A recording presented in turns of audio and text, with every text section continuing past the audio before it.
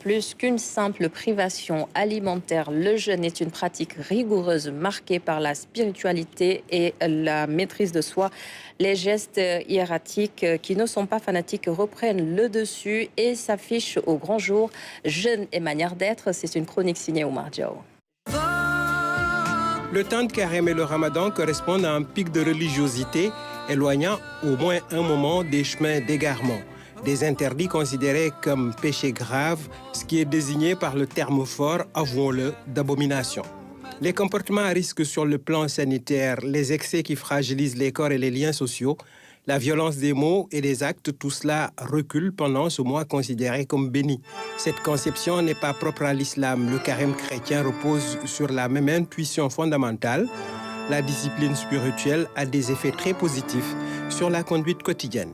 L'abstinence et la prière ne sont pas que des rituels pieux sans prise sur le réel. La ferme volonté de se conformer aux prescriptions remodèle progressivement les êtres et leurs habitudes. Elle crée des espaces où la méditation a une place, où la réflexion peut s'exercer et s'approfondir, où l'être humain peut faire le libre choix plutôt que de subir et de réagir instinctivement à des pulsions insoupçonnées. Est-ce un hasard si les grandes traditions religieuses ont toutes, sous une forme ou une autre, intégré le jeûne dans leurs pratiques? Ce n'est pas une coïncidence si les mystiques des religions du monde ont fait de la maîtrise du corps l'une des voies royales vers l'élévation spirituelle. Dans l'agitation incessante de nos vies modernes, où le mauvais bruit est comme une religion officielle, ce mois invite à faire l'effort de se taire, d'écouter, de faire face à soi.